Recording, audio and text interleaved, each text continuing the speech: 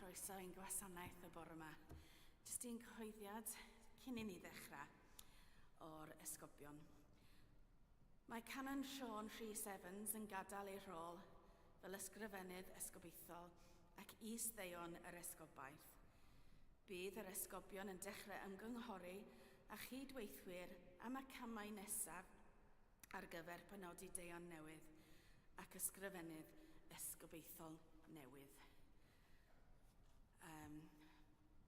Does na ddim mwy o manylion, ond dyna'r cyhoeddiad ar gyfer y bore yma.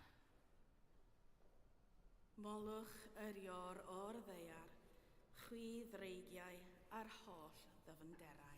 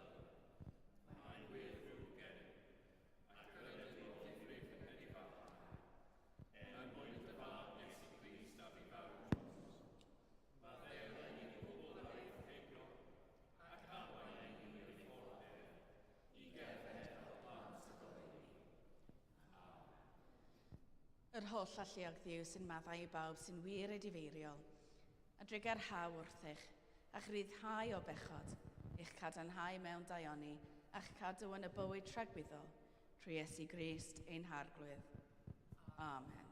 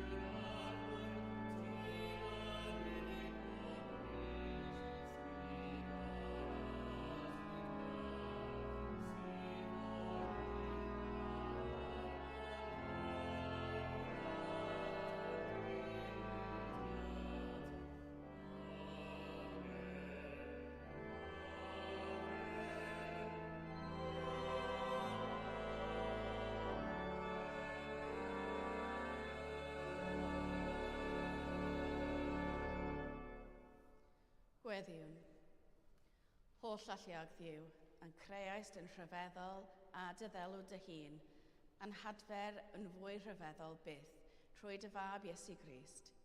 Caniata fel y daeth ef i gyfranogi o'n dynoliaeth i ninnau rhannu bywyd ei ddwyfoldeb sy'n fyw ac yn ternasu gyda thi a'r ysbryd glân, yn un Duw, yn nawr ac am byth. Amen.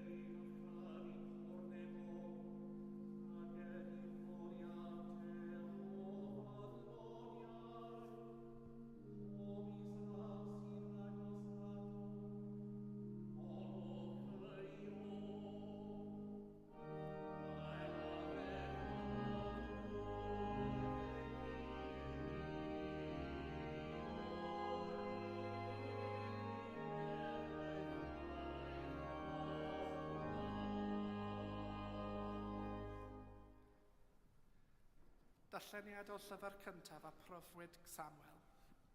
Yn y dyddiau hynny, yr oedd y bachgen Samuel yn gwasanaethu gebron yr arglwydd mewn efod Liain. Byddai ei fam yn gwneud mantell fach iddo, ac yn dod i hi iddo bob blwyddyn pan ddwy gyda'r ei gŵr i ofrwm i arbeth blynyddol. A byddai Elin bendithio Elcana a'i wraig cyn iddynt fynd adref ac yn dweud, roddedd yr arglwydd blant i ti o'r wraig hon yn lle'r un a feddyncwyd i'r arglwydd. Ac fe ymwelodd yr arglwydd â Hana, a beichiogodd a geni 3 mab a 2 fech. Tyfodd y bachgen Samuel yn hir arglwydd, pan oedd Elin hen iawn, clywod am y cybl a wnau ei feibion droi Israel gyfan, a'i bod yn gorwedd gyda'r gragedd oedd yn gweini o'r drws pa bell y cyfarfod. Dyweddodd wrthynt, pam y gnewch bethau fel hyn? Rwy'n clywed gair drwg amdanoch gan y bobl yma i gyd. Na'n wir fy meibion, nid dar i'r hanes y clywath bobl ddew yn ei bledau ni. Os yw un yn pechu yn erbyn rhywun arall, y mae Duw yn gynolwr, ond os pecha rhywun yn erbyn yr arglwydd, at bwy y gellir apelio. Ond gwrthodd gwrando ar ei tad ar neithant, oherwydd ewyllus yr arglwydd oedd ei llad, ac yr oedd y bachgen Samuel yn dal i gynyddu ac yn ellyll ffafur gyda Duw a'r bobl. Cliwch a'r bywyd i'n byd. Fo i Dduw.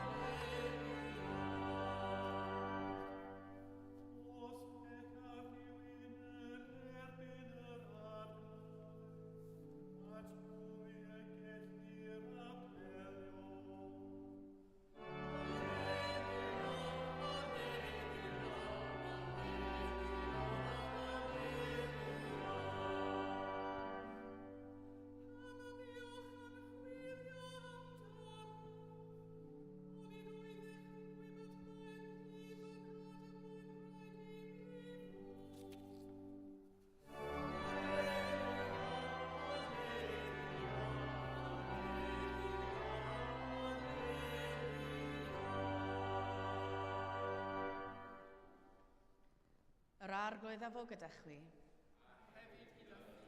Randewch i fengydd Crist yn ôl Sant Lig. Bryd hynny, byddai ei rhieni yn teithio i Jerusalem pob blwyddyn ar gyfer gwyl y Pasg. Pan oedd ef yn 12 mlwydd oed, eithant i fyny yn unol ar arfer ar yr oel, a chadw ei dyddiau yn gyflawn. Ond pan oeddent yn dychwelyd, arhosodd y bachgen Iesu yn Jerusalem yn ddiarwybod i'w rhieni, gan dybio ei fod gyda'i cyddeithwyr, gneithant 2 diwrnod, cyn ddechrau chwilio amdano ymhlith i'r perthnasau a'i cydnabod. Wedi methu cael hyd iddo, dychwelsant i Jerusalem gan chwilio amdano. Ymhen trydiau, deithant o hyd iddo yn y deml, yn eistedd yng nghanol yr athrawon, yn gwrando arnynt ac yn ei holi, ac yr oedd pawb a'i clywod yn rhyfeddu mor ddeallus oedd ei atebion. Pan welodd ei rhieni ef, ei syfyrdanwyd ac meddai ei fam wrtho, fy mhlentyn, pam y gneithos hyn i ni? Dyma dy dad a minna yn llawn pryder wedi bod yn chwilio amdanat. Meddai wrthynt, pam y buoch yn chwilio amdanaf? Onid oeddech yn gwybod mae yn hif yn had y mae'n rhaid i mi fod. Ond ni ddeallasant hwy y peth a ddywedodd wrthynt. Yna, aeth ef i lawr gyda hwy yn ôl i Nazareth, a bu'n ifydd iddynt. Cadwodd ei fam yn cyfan, yn ddiogel yn ei chalon, ac yr oedd Iesu yn cynyddu mewn doethineb a mae'n tioli a ffafr gyda Duw a'r holl bobl. Dyma efengil yr arglwydd, moliant i ti o Grist.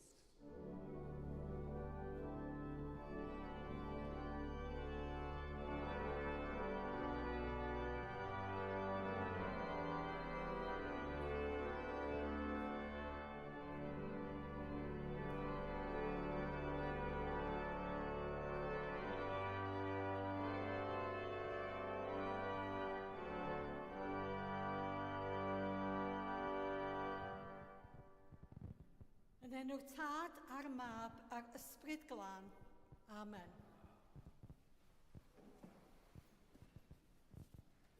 Tra roeddwn yn darllen yr efengil am heddiw, fe sylweddosyn i fod yn hanes yn atgoffa fi o ffilm Americanaidd. Enw y ffilm yw Adra ar ben dy hun, neu yn Saesneg Home Alone. Gwneud mwy o sens. Dwi'n siŵr bod rhan fwyaf ohonoch wedi clywed neu wedi gwylio y ffilm yma, ond os da chi heb, o dyma i chi eglurhad bach. Roedd na deulu, mam a tad a tua 8 o blant, a roedd yn deulu llawn prysurdeb, ac roedd yn fynd i Paris dros gwyliau y Nadolig.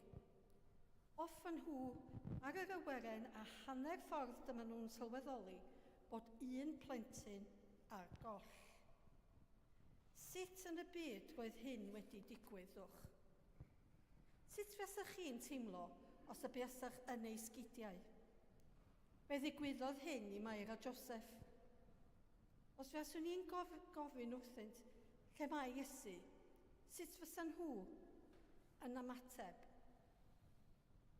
Mae'n debyg na edrych lawr ar ei traed a symud o un droed i llall. Fel mae'r efengil yn dweud, fe'n haru nhw gychwyn o Jerusalem ac ar ôl diwrnod na'r nhw sylweddoli fod Iesu ddim gyda nhw. Yn waeth na dim, roeddent wedi gadael mab Duw ar ôl, mewn dref nad oedd yn saff i adael ef yna am chydig oriau heblaw diwrnod cyfa. All hyn ddim fod yn waeth. Da chi wedi cael eich trystio gyda mab Duw, ac wedyn da chi wedi ei golli. A fedrwch chi ddychmygu sut roedd Mair a Joseph yn teimlo? Oes rhywbeth debyg wedi digwydd i chi, fel mi nath o ddigwydd i fi, yn Woolworths o bob man, newydd gael Andrew y mab, a nes i adael o yn y llofft lle oedd y toys i gyd. A mynd lawr y grisia, cofio'n sydyn, o mam bach, dwi wedi gadael y mab ar ôl. Rhedag i fyny grisia, ei nôl o. Wel, fe na'r nhw chwilio bob man gallan nhw, feddwl amdan, am 3 diwrnod. Roeddent yn teimlo yn sâl, y ddychmygu hynna. Pam na'r nhw ei ffeindio, roedd Iesu'n dawel ac ddim yn poeni o gwbl. I fod yn onast, mi ofynnodd wrthynt, o pam weddach chi'n poeni a chwilio amdana fi? Un o'r cwestiynau gafodd ei ofyn oedd, pam oeddech chi'n edrych yn y llefydd anghywir? Wel, dyna chi gwestiwn da. Beth oedd wedi digwydd? Roedd Joseph a Mair wedi hel eu pethau at ei gilydd i fynd adra, gyda llu o bobl eraill. Efallai bod y dynion yn cerdded gyda'i gilydd a gwragedd wedi hel at ei gilydd hefyd. Ac efallai bod y plant yn ôl ac ymlaen rhwng y dynion a'r merchaid. Efallai bod Mair yn meddwl bod Iesu gyda'i dad, a bod ei dad yn meddwl fod o hefo'i fam, a dyna sut mae nhw yn ei fethu. Mae hyn yn hawdd i'w wneud. Sgwn i faint ohonom yma heddiw fysa'n cyfaddain bod wedi gadael un o'r plant ar ôl. Felly yn ôl yn nhw i Jerusalem, ac ar ôl cerdded a chwilio ar ôl 3 diwrnod, mi gyrraeddon nhw y deml. A dyna lle roedd Iesu'n eistedd hefo'r dynion, ddim yn bryderus o gwbl, ac yfynnodd Mair wrtho, o pam nes di hyn? Atebodd Iesu, pan oeddech chi'n edrych amdanaf, a pan oeddech yn chwilio amdanaf, ym mhob man. Mae'r chi'n edrych yn y deml, roedd gair Duw yn cael ei ddysgu yn y deml, Tybed os na dyma lle fysai mab Duw yn bod. Mae'r côr o angylion wedi hwyr fynd ac mae'r bugeiliaid a'r magi wedi mynd. Efallai bod Mair a Joseph yn gwybod yn iawn pwy oedd Iesu, ond efallai bod nhw wedi anghofio yn ei braw. Efallai bod nhw'n gwybod beth a phwy bysau mab yn bod. Ond ella bod nhw dan yr argraff na fuasa'n hyn ddim yn digwydd am yn hir. Efallai na toeddan ddim yn syrtan pwy oedd ei mab. Pan oedd Iesu'n ifanc, fe wnaeth ddweud bod ei berthynas ef a Duw fel tad a mab. Ac yn wir fe wnaeth ddweud hyn llawer gwaith. Fe yw y mab a Duw yw ei dad. Roedd pechod dros Mair a Joseph, achos toedden nhw ddim yn deall hyn yn iawn. Lle arall ddylen nhw fod wedi edrych mond yn tŷ ei tad. A dyn ni wedi bod yn edrych am Iesu yn y llefydd anghywir, am wneith o gymeryd amser i ni ei ffindio. Lasaf a gymeryd ein holl fywyd. Lasaf bod ni'n edrych yn y llefydd anghywir. Os da ni methu deall pwy yw Iesu, a pheth yw ei genhadaeth, efallai na ni, fel Mair a Joseph, yn edrych yn y llefydd anghywir. Fe allwn drio i ffeindio Iesu wrth drio cael brownie points i fynd i'r nefoedd. Fe allwn ni drio ffeindio Iesu mewn crefyddau eraill. Fe allwn drio ffeindio Iesu tra da ni'n pysgota. Gall yr rhestr fynd ymlaen ac ymlaen. Ond os yw Iesu heb addo bod yna, pam da ni'n edrach amdano? Lle na tydio heb addo bod. Y newyddion da yw heddiw ar y Sul yma sydd ar ôl y Nadolig, fel Mair a Joseph, mae'n chwilio wedi dod i ben. Da ni'n gwybod lle mae Duw, lle mae Iesu. Da ni'n gwybod ei fod o gwmpas busnes ei dad. Dyma yw ein cenhadaeth yn ei fywyd. Yn y deml mae'r pethau mwyaf dwyfol i wasanaethu ei dad. Yma mae ei fod yn berffaith, lle mae gair Duw yn cael ei ddysgu. Mae'r deml yn cael ei alw yn gysygyr. Cysygyr Duw, ac hefyd tŷ Dduw, achos yna trwy ei air fe ddangoswyd ei bresenoldeb. Felly, mae Crist o'n cwmpas ni, yn delio hefo busnes ei dad. Mae Iesu yn y lle dyla ni ddisgwyl iddo fo fod.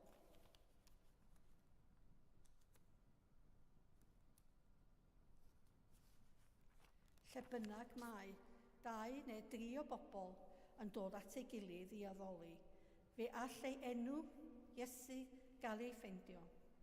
Fe yw dŵr eich bedydd, fe sydd yn sibwyd trwy tudalennau y Beibl, fe sydd yn bresennol gyda bara a'r gwyn, i chi ei fita a'i efad. Fe geith ei ffeindio yn y cariad a cyfeillach da chi'n ei deimlo gyda pobl Cristnogol. Mae gair ein Duw a'r sacrament yn rhoi gobaith, ffydd a nerth dros y blynyddoedd. Mae'r anrhegion yma yn bresennol i ni yn y dyfodol. Pam da ni'n gofyn? Mae Duw wedi gaddo bod gyda ni yn y dyfodol. Mae wedi gaddo na wneith o ddim ein gadael. Mi fydd hefo ni tan ddiwedd y byd. Wrth i ni gyfarfod yn yr eglwys, byddwch yn hapus, achos heddiw, da ni wedi ffeindio Iesu. Amen.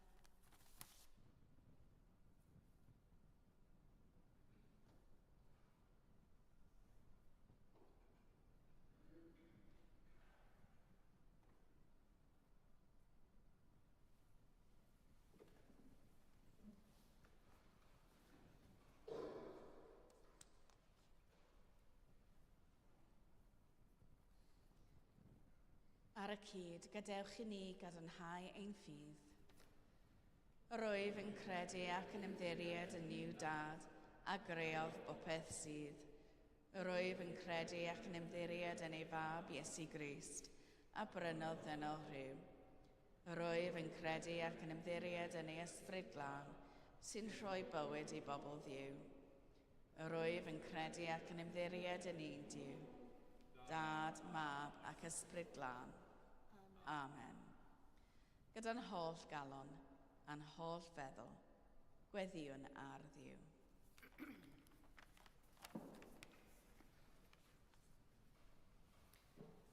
Dduw sanctaidd ar Sul olaf y flwyddyn, ac ar drothwy dathlu 1500 o flynyddoedd ers sefydlu'r gadeilan hon. Gweddiwn dros yr eglwys a grewyd ar dy ogoniant. Gweddiwn dros Andrew ein harchesgob, David Esgob Enlli, a thros Siôn Rhys ein cyn is-ddeo.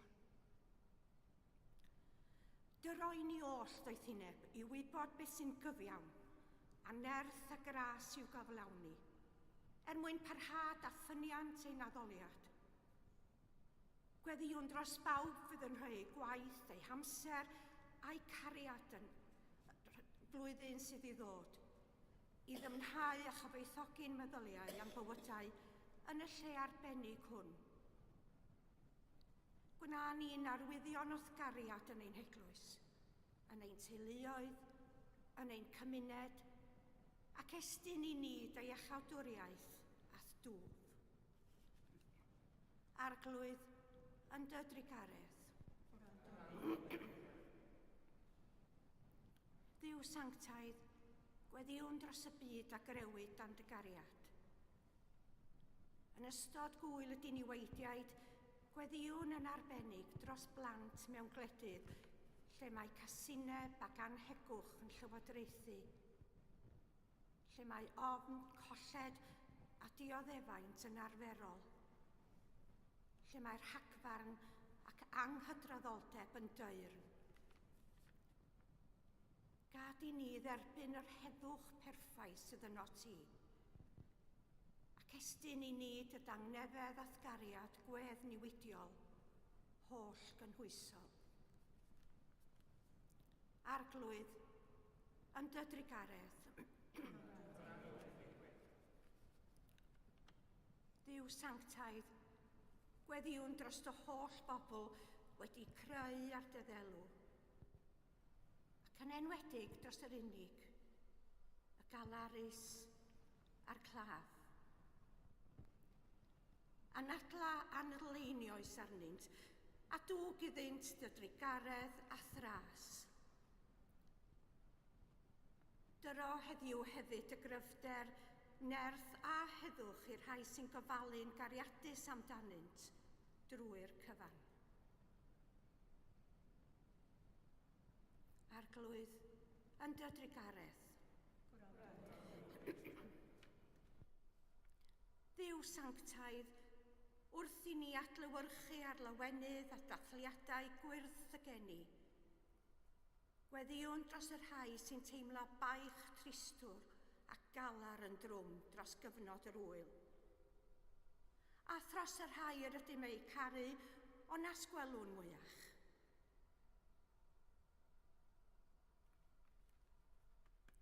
Gweddiwn dros yr anwyliaid o'n cymuned sydd wedi marw'n ddiweddar, a thros bawb y cedwyr ei gwyl goffar dyddiau hyn.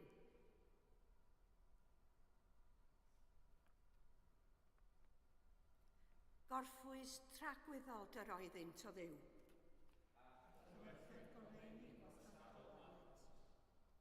Gorffwysed hwy mewn tangnefedd.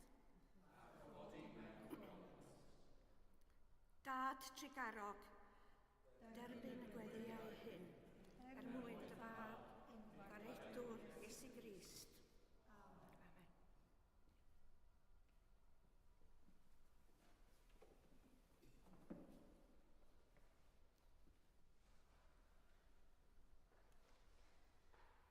Gogoniant yn y goruchaf i Dduw, ac ar y ddeiar tangnefedd i bawb y mae'n ymhyfrydu ynddynt. tangnefedd yr arglwydd a fo gyda chwi bob amser. A hefyd gyda thi. Rhannwn arwydd o dangnefedd.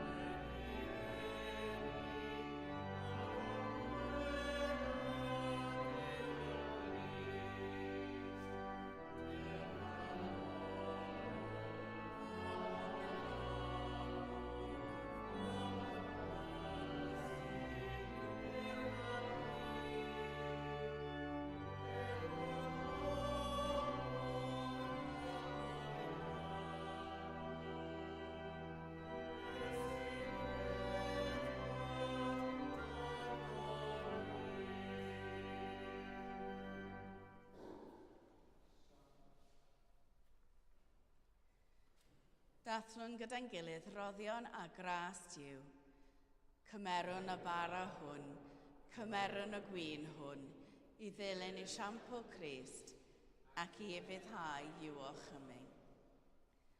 Yr arglwydd a fo gyda chwi.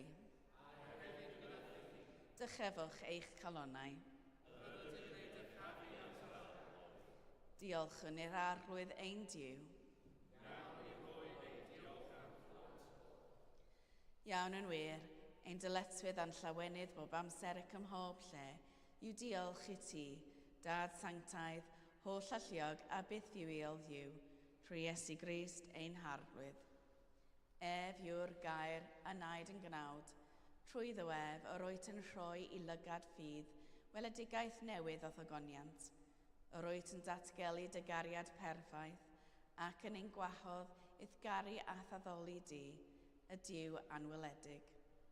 Felly gyda llu'r angylion a holl gwmpeinir nef, cyhoedd yn ogoniant dy enw ac ymuno â hwy yn ei hemyn di-derfyn o fawl.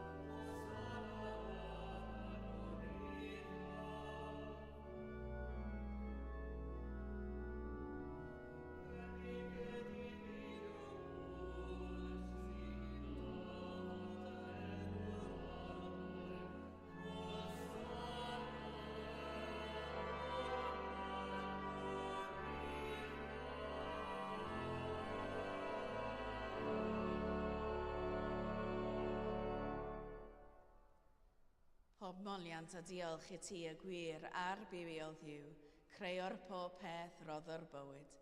Lluniais ni a dy ddelo dy hun, ond yr ydym ni wedi difwyno ddel ohono a syrthio'n bryn o thogoniant. Rhoddwn ddiolch i ti am anfon dy fab i rhannu ein bywyd ni. Fe hildiais di farwolaeth fel y cael byd ei achub, ei atgyfodi oddi wrth y meirw fel y bywyd ni fyw yn ddywef ac yn teion am ninnau. Sancteiddia ysbryd y bara hwn a'r gwyn hwn, dyroddion i ni, fel y bont i ni yn gorff a gwaed ein iechawdwr Iesu Grist. Y nos y brydychwyd ef cymerodd fara, ac wedi rhoi diolch, fe'i torodd a'i rhoi ddisgyblion gan ddweud, cymerwch, bywtewch, hwn yw fy nghorff a roddir drosoch. Gwnewch hyn cof amdanaf.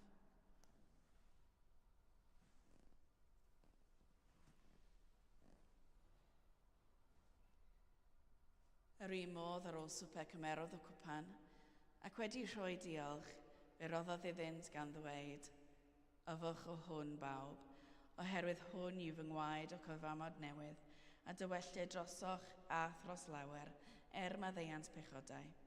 Gwnewch hyn bob tro yr yfwch ef, cof amdanaf.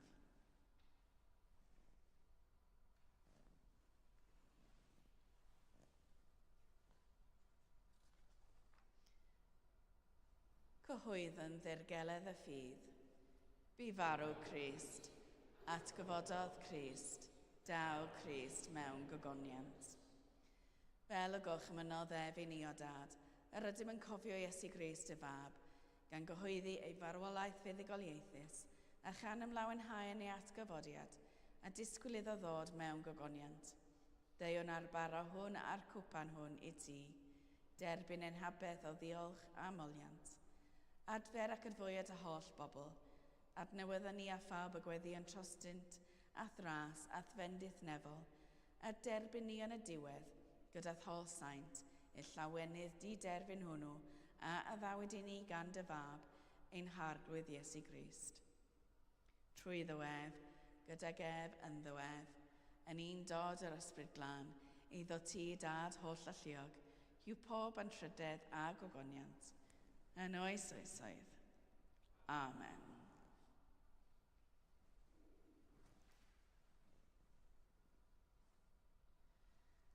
Fel y dysgodd ein iechawd ni gweddion yn hyderus. Ein tad, yr hwn oed tan y nefoedd, sancteiddia dy enw, deled dy dernas, gwneled dy ewyllus, megis yn y nef, felly ar y ddeiar hefyd. Dyro i ni heddiw ein bara bynyddiol, a maddau i ni ein dyledion, fel y maddeuon un ein dyledwyr, ac nac arwain ni i brofedigaeth, eitha gwared ni rhag drwg, canis eiddo ti yw'r dernas, a'r gallu, a'r gogoniant, yn oes oesoedd. Amen. Yr ydym yn torri'r bara hwn i rannu yng nghorff Crist, yn unau'n llawer, un corff ydym, gan ein bod ni oll yn rhannu'r un bara.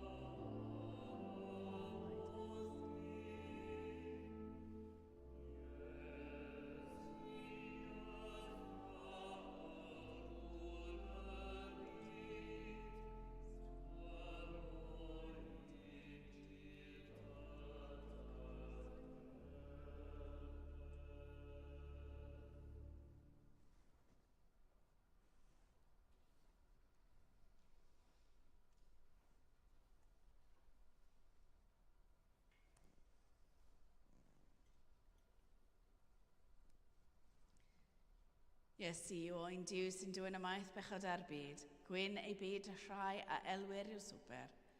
Arglwydd, nid wyf yn deilyngydd derbyn, ond dywed y gair, y chaf i a chau.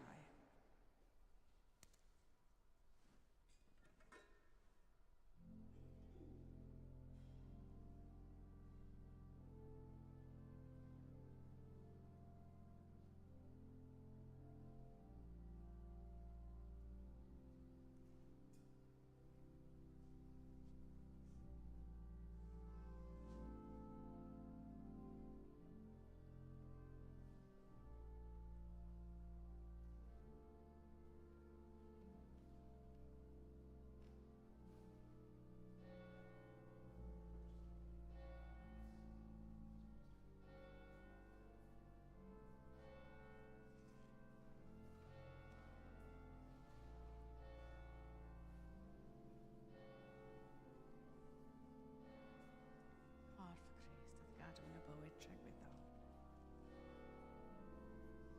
Corff Crist ath gadw yn y bywyd tragweddol.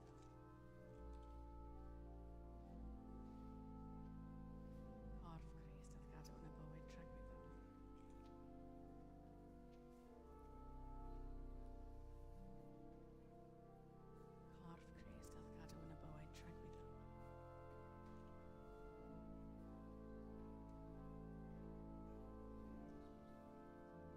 Corff Crist ath gadw yn y bywyd tragweddol.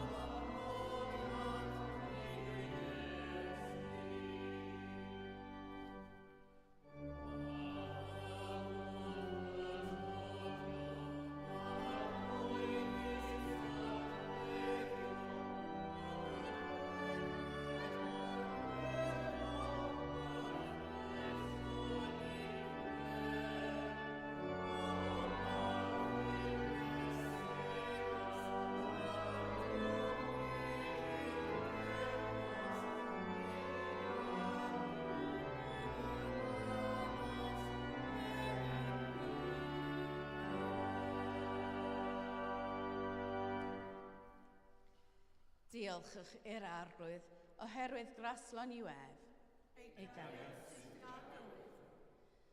Dad Nefel, y cyfranogodd dy fab Bendigaid yn Nazareth o fywyd cartref daearol, cynorthwyd y eglwys i fyw fel un teulu, wedi ei huno mewn cariad ac i fydd dod, a dwg ni oll o'r diwedd i'n cartref yn y nefoedd, trwy Iesu Grist ein harglwydd. Amen. Yr arglwydd a fo gyda chwi. A hefyd gyda chi. Bydde di Grist a gasglodd yn un bopeth daearol a nefol drwy gymryd ein cnawd ni, eich llenwi a'i lawenydd a'i dangnefedd, a bendith diw holl alluog, y tad, y mab a'r ysbryd glân, a fo yn eich plith, ac adrygo gyda chwi yn wastad. Amen. Gan lawenhau yn y gair a naethpwyd yn gnawd, ewch mewn tangnefedd i gari a gwasanaethu'r arglwydd. Yn enw Crist. Amen.